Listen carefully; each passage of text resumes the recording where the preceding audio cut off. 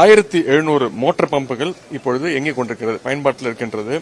அதேபோல் இன்று மதியம் 1 மணி முதல் மழையின் காரணமாக விழுந்த 27 மரங்கள் விழுந்திருக்கிறது. காற்றின் காரணமாக 27 மரங்களும் உடனடியாக அகற்றப்பட்டுள்ளன. அதற்காக ஹைட்ராலிக் மர அறுவை இயந்திரம், ஹைட்ராலிக் ஏணி என 500 எந்திரங்கள் தயார் நிலையில் வைக்கப்பட்டுள்ளன. சென்னையில் உள்ள 22 சப்வே சுரங்கப்பாதைகளில் கணேசபுரம் சுரங்கப்பாதையில் ரயில்வே மேம்பால பணி காரணமாக தற்காலிகமாக போக்குவரத்து நிறுத்தி வைக்கப்பட்டுள்ளது.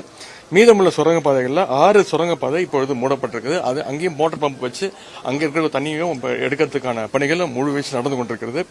பெருநகர சென்னை மாநகராட்சி சார்பாக 329 இடங்களில் நிவாரண மையங்கள், உணவு, சுகாதார வசதி, குடிநீர் வசதி செய்யப்பட்டுள்ளன. நிவாரண மையங்களுக்கு உணவு வழங்க 120 சமையல் கூடங்கள் தயார் நிலையில் உள்ளது.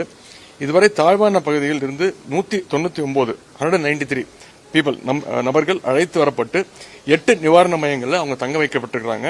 இன்று காலை உணவு 8500 பேருக்கும், மதிய உணவு 2,23,700 பேருக்கும், மொத்தம் 2,32,200 பேருக்கு உணவு வழங்கப்பட்டுள்ளது. மேலும் நம்முடைய முதலமைச்சர் தலைமையில் அவருடைய உத்தரவின்படி சென்னையில் உள்ள 386 அம்மா உணவகங்களில் இன்று இலவசமாக உணவு வழங்கப்பட்டு வருகின்றது. தாழ்வான பகுதியில் உள்ள பொதுமக்கள் மீட்டு நிவாரண மையங்கள் தங்க வைப்பதற்கு 103 படகுகள் தயார் நிலையில் வைக்கப்பட்டுள்ளது.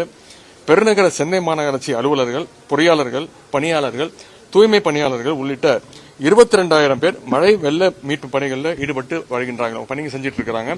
மழை வெள்ள களப்பணியில் ஈடுபட தன்னார்வலர்களும் என்ஜிஓஸ் தன்னார்வலும் ஆர்வத்துடன் முன்வந்து அவர்களின் தகவலை மாநகராட்சியுடன் பகிர்ந்திருக்கிறாங்க.